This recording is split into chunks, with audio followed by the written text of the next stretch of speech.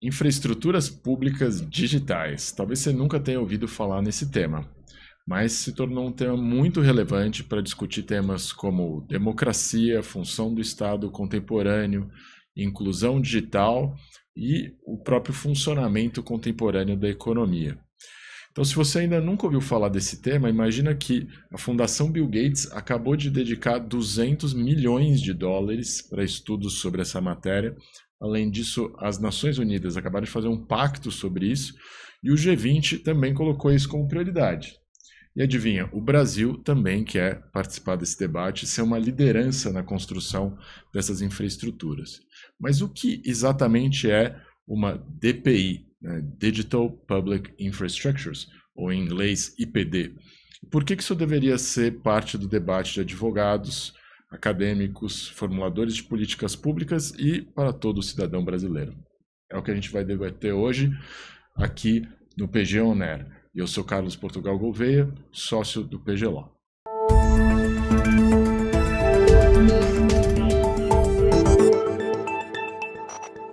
Para falar desse tema, que está redesenhando o debate da fronteira entre a tecnologia e o interesse público, eu vou receber aqui hoje o João Paulo Guerra. João Paulo é advogado do PG Law, é doutorando em Direito Comercial na Faculdade de Direito da USP e é pesquisador do CRIA, o Centro de Regulação e Inovação Aplicada da Comissão de Valores Mobiliários, a CVM. Muito obrigado por estar aqui com a gente aqui hoje. Eu que agradeço, Carlos. É um grande prazer estar aqui para discutir sobre esse tema de infraestruturas públicas digitais, que eu acho que é um tema que está crescendo bastante no debate e bastante interessante. João, muito legal você trazer esse tema para a gente hoje. Então vamos começar pelo começo, né? O que é, né? O que define essa infraestrutura pública digital? Perfeito. Eu acho que o nome ele já traz um pouco a tônica, né? Infraestrutura pública digital. A gente pode pensar em infraestruturas antigamente como rodovias, como hospitais, tudo aquilo que precisava existir para que os serviços públicos pudessem chegar até os cidadãos. E em um cenário em que está tudo tão digitalizado, a gente tem essas infraestruturas digitais. Essas infraestruturas que passam a ser acessíveis e acessadas por meio digital. E aí a gente tem esse nome, né, que em inglês a gente tem o Digital Public Infrastructure e a sigla que é mais frequente utilizada, a sigla DPI, ou em português a gente tem a sigla do IPD, né, que é Infraestrutura Pública Digital. E esse assunto começou a entrar no debate público de forma bastante forte, assim. E aí uma das principais questões ainda não existe uma definição, como todo novo conceito que surge, que seja abrangente o suficiente para dar conta desse tema e que tenha entrado em consenso. Então, hoje você tem múltiplas definições, vários consensos, uma ausência de consenso, na verdade, sobre o que seriam as infraestruturas públicas digitais, mas acho que há um consenso, aí sim, um único, absoluto, de que são sistemas, esses sistemas eles são digitais e eles são fundamentais para o funcionamento da vida pública e econômica do cidadão. Então você tem uma definição mais recente, que é a do Banco Mundial, que foi em um documento que o Banco Mundial lançou no mês de março de 2025, que ele descreve como blocos digitais fundamentais projetados para o benefício público. Essa talvez seja uma das definições que a gente tem no debate acadêmico mais objetiva e mais concisa. Mas ela é assim objetiva e concisa justamente porque a gente está falando aqui de plataformas que elas são estruturantes e transversais, mas que elas vão habilitar a participação de várias pessoas em várias atividades. Então, uma definição assim mais abrangente talvez seja mais interessante. E aí você tem alguns campos principais nos quais essas infraestruturas são mais reconhecíveis. Você tem o campo da identidade digital, que é saber quem é quem na rede, quem acessa e quem pode acessar a rede. O campo dos pagamentos digitais, que é para garantir que os valores eles possam circular com segurança. E o campo do sistema de troca de dados, que é justamente considerando esse cenário no qual os nossos dados estão todos circulando em redes e no sistema digital, a gente precisa dessa troca, que essa troca seja garantida e segura. João, acho que você explicou muito bem, né? Acho que deu para entender. E o brasileiro, principalmente o sistema jurídico, né, as pessoas que trabalham com o direito, têm uma certa dificuldade no Brasil em trabalhar com conceitos mais abertos, né? Uhum. Direito no Brasil é muito formalista. As pessoas acham que se você tiver uma definição ali numa lei, numa regulamentação, aí o negócio vai existir. E no Brasil, antes de fazer a coisa funcionar, a gente cria ali uma regrinha, uma lei, né, explicando o que é. Tipo, a gente não tem um sistema jurídico, né? A gente tem um dicionário em forma de legislação. Então, nesse sentido, como é que a gente está? A gente resistiu a essa tentativa aí de criar uma definição ou a gente foi lá e avançou o sinal que criar uma definição antes do negócio existir mesmo? A gente não fugiu das nossas raízes nesse caso, Carlos. Continuamos fazendo uma definição que pode ser vista como um pouco antecipada. Em 2024, durante a presidência do Brasil no G20, esse tema ele foi muito conversado e discutido, e acho que isso gerou uma certa excitação do governo brasileiro para tentar definir logo o que seria esse tema. E no contexto da Estratégia Nacional de Desenvolvimento Tecnológico, foi formalizado o decreto número 12.069 de 2024, que traz uma definição de infraestrutura pública digital.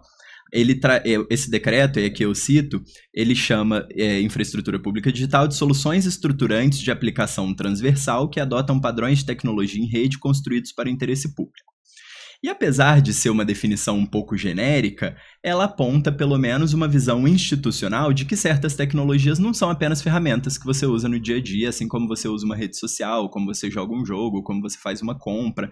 São ferramentas que são essenciais para garantir direitos, para garantir a participação política e a inclusão pública desses cidadãos. Então, o Brasil ele trouxe essa definição, considerando que o Brasil já tem algumas infraestruturas públicas digitais que são mais utilizadas. Então, a gente tem, por exemplo, o Pix, que é um exemplo reconhecido. A gente tem o gov.br, que centraliza a identidade digital, e aí esse decreto ele cita especificamente o gov.br, e depois o Pix ele é formalizado por uma outra medida, por uma outra legislação, mas nesse caso o Brasil se adiantou um pouco e fez essa definição que a gente pode entender se ela é boa para o debate ou não. Acho que nesse caso, pelo menos, eu não diria não é tão ruim quanto em outros casos, que basicamente... Né, a legislação criou um glossário, porque aqui pelo menos a gente já tem alguns exemplos de coisas que foram implementadas no Brasil e estão indo muito bem, como, por exemplo, o Pix, e a gente vê que às vezes as pessoas querem meio que atacar o Pix, então né, dizer que o Pix faz parte de uma ideia maior, eu acho que pode ser interessante. Então eu diria, vale a minha crítica, mas nesse caso eu vou tentar moderar ela um pouquinho, né? E aí, dentro dessa lógica, por que esse conceito ganhou tanta atratividade internacionalmente, né? Acho que aqui no Brasil a gente pode até entender porque a gente já tem a experiência do Pix e isso já tem ajudado muitas pessoas. Mas, internacionalmente, por que também esse debate ganhou tanta atração? Eu acho que, de forma geral, a gente pode pensar que esse debate ele se tornou relevante porque a gente está completando nos últimos anos, ao longo dessa década, né, uma era de digitalização. Então, de forma geral, hoje, boa parte da nossa vida social, econômica e política, ela está digitalizada, ela se dá em plataformas digitais. E essa transformação, ela acabou expondo novas vulnerabilidades e novas exclusões. Então, hoje, pessoas que não têm identidade digital, muitas vezes essas pessoas vão ser privadas de certos serviços ou de certa consumação do direito dessas pessoas. E, além disso, a gente viu um novo poder surgindo, que é um poder um pouco mais concentrado dessas plataformas digitais, que são plataformas que controlam dados e muitas vezes controlam os caminhos nos quais a gente vai usar a internet, nem sempre no interesse público. Então, eu acho que esse debate é um debate que surgiu, era um pouco mais discutido em 2022, mas surgiu principalmente em 2023, quando a Índia assumiu a presidência do G20 e trouxe com força esse termo e uma explicação do que seria e de funcionamento. Eu acho que esse debate é uma tentativa de criar um espaço público digital que seja acessível, que seja confiável e que foque em atingir um bem comum. Então, acho que por isso que ele se tornou tão atrativo nos últimos anos. Acho interessante você trazer essa notícia também, né, que esse debate ele foi em alguma medida, colocado pela Índia, porque é um país também que tem muita desigualdade, né? E que tem uma expansão econômica muito significativa. Acho que pode servir um pouco também de referência para a gente aí, né? Do porquê eles colocaram esse debate, talvez por que a gente tenha que priorizar esse debate no Brasil, na medida em que também a gente é um país bastante desigual. E aí, dentro dessa lógica, né, a gente pode ver que talvez seja uma estrutura pública, mas o sentido dela é aumentar o tamanho do mercado, né, principalmente em países muito desiguais. Aí como é que ele se diferencia, então, de uma solução privada, né, às vezes para ter a mesma funcionalidade? Eu acho que aqui a principal diferença que a gente pode pensar é no propósito e na forma como essas estruturas elas vão ser desenhadas e geridas. É importante, é quase um falso cognato o termo pública aqui, porque não necessariamente o pública quer dizer estatal. Você pode ter uma solução que seja privada, mas ela precisa atender primordialmente um bem comum e um valor público. Então, o público aqui é mais no sentido de acesso. E aí, por isso que eu disse que o propósito e a forma como essa solução vai ser desenhada e organizada é a principal diferenciação, porque as DPIs, né, as infraestruturas públicas digitalizadas, ela tem como guia uma lógica do valor público. Então ela é desenhada para ser interoperável, para ser inclusiva, para ser de amplo acesso, inclusive para populações vulneráveis. Ela deve ser aberta, e aberta no sentido de padrões técnicos que não tenham dependência de um único fornecedor ou de uma única tecnologia específica, aberta para poder ser reproduzida na internet, e elas precisam ser transparentes. Então, nesse sentido, você diferencia uma tecnologia que pode ser muito boa e que pode trazer muitos benefícios para a população de uma DPI, porque essa DPI vai estar orientada justamente para o interesse público. Diferente dessas tecnologias que às vezes não estão orientadas para o interesse público, estão orientadas para uma finalidade comercial, lucrativa ou de eficiência. Então, aqui o foco não é entregar eficiência, mas é garantir direitos. Então, você não precisa necessariamente ter o Estado providenciando essa solução, mas você precisa que ela seja orientada na lógica do valor público. Às vezes tem soluções privadas que restringem, né, concorrentes, exato, que restringem alguns tipos de interoperabilidades, né? Então, acho que tá bem interessante isso, porque aí, então você poderia ter algumas dessas plataformas que seriam implementadas pelo governo, algumas que seriam talvez híbridas, né, como talvez a gente poderia dizer o Pix, né, que é híbrido, né, na verdade ele é operado por todo o sistema financeiro e coordenado talvez pelo Banco Central, seria uma das formas de descrever. A gente poderia ter regimes que funcionariam por concessão, né, então aí o Estado dá uma empresa de tecnologia, por exemplo, a concessão para desenvolver aquela plataforma, e poderiam ter outras que são públicas e são totalmente feitas pelo mercado, né? Totalmente privadas, mas aí elas vão ser públicas nesse sentido que todo mundo vai ter acesso, inclusive os concorrentes da empresa que estabeleceu aquela estrutura, né? E aí, considerando essas variedades e considerando que também por trás, né, acho que você já mencionou, tem o interesse público e o direito, tem que estar garantindo um direito das pessoas. E aí, quem que, então, vai ser responsável por garantir isso, né? Garantir que o direito das pessoas vai estar sendo respeitado? É uma ótima pergunta. Eu acho que a gente tem que ver que o Estado ele tem sim um papel central, e hoje em dia, pelo menos, as maiores iniciativas que a gente tem de DPIs, de infraestruturas públicas digitais, elas têm tido uma iniciativa estatal, mas sobretudo na definição dessas diretrizes e da regulação. Então, com base nos programas estatais, no desenvolvimento de políticas públicas, em como isso vai se refletir na criação dessas infraestruturas. Mas o ideal é que essas DPIs elas participem de um modelo de cogovernança com diferentes atores. Como você falou, considerem a sociedade civil, considerem o mercado, considerem a academia, considerem desenvolvedores, comunidades técnicas, porque isso que faria com que essa solução ela fosse efetivamente interoperável, inclusiva e aberta. Então, essa ideia de cogovernança ela tem que vir desde o início até a implementação dessas infraestruturas e, como a gente já comentou, né, não necessariamente ela precisa partir ou ser operada pelo Estado, mas ela tem que ser orientada, o ideal é que ela seja orientada por esse valor público, por esse bem. E assim, já chegando no final, né, acho que você foi falando características, tentativa de definição, mas acho que muitas vezes a gente vai entender o que essas infraestruturas públicas digitais quando elas acontecerem na prática, né? Mas foi mencionando algumas características que a gente vê que podem parecer comuns, né? Então, quais são o que a gente pode chamar de os atributos, né, dessas plataformas públicas digitais? Não, isso é muito interessante, Carlos, porque, como você disse, num momento de digitalização completa, quase toda ferramenta ou solução que você tem, ela pode, a princípio, parecer que é uma DPI ou uma infraestrutura pública digital, porque você tem funcionalidades que vão surgindo a todo momento e que trazem um ganho que muitas vezes vai ser em larga escala. Mas você não tem um consenso sobre o que seriam esses atributos das DPIs, justamente porque você está um debate que está nascente. No meu trabalho, eu escolho, na minha pesquisa, eu escolho trabalhar com um modelo que ele foi proposto pela Universidade College of London, que é o que fez o DPI Map, que monitora as principais infraestruturas públicas digitais, que ele define 6 principais atributos. E eu acho esse modelo interessante, primeiro porque ele não se limita a uma funcionalidade da tecnologia em si. Ele vai um pouco além disso e se orienta no valor público que deve estar por trás dessas infraestruturas. Segundo, porque ele combina critérios normativos e critérios empíricos, de forma que você tem uma abordagem prática possível de se mensurar.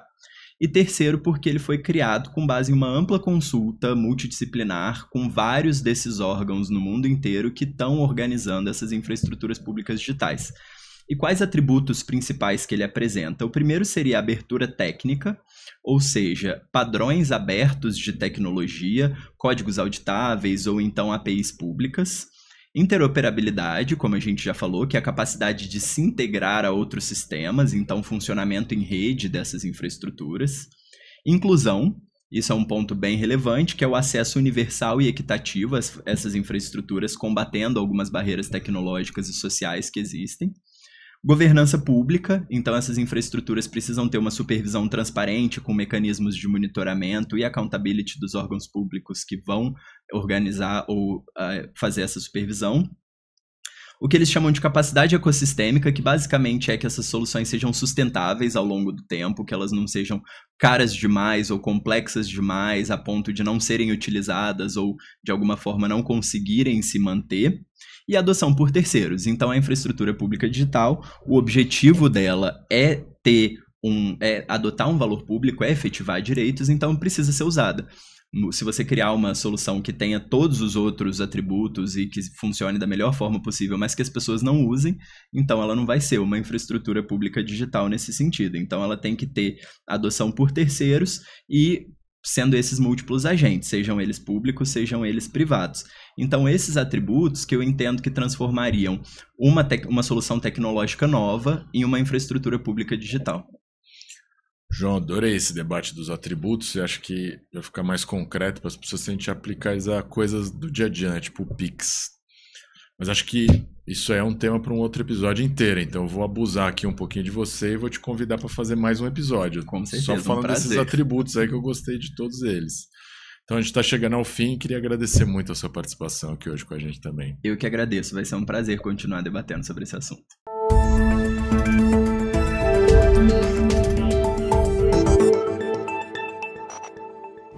Muito obrigado por acompanhar mais um episódio do PG On Air. No próximo episódio a gente vai ter o João Paulo Guerra novamente, falando dessa vez sobre as infraestruturas públicas digitais, esse tema novo que está tomando um lugar central aí no debate acadêmico e regulatório sobre o sistema financeiro. E se vocês gostaram dos nossos vídeos, por favor não deixem de nos seguir e apertem aí o sininho para a gente poder ter ainda mais seguidores e aumentar o debate sobre esses temas tão importantes que a gente está destacando. Se vocês tiverem alguma dúvida ou sugestão, deixem os seus comentários aqui abaixo ou nos mandem um e-mail. E também, por favor, nos sigam em todas as redes sociais, no Instagram, LinkedIn, Facebook e agora também no TikTok. Obrigado.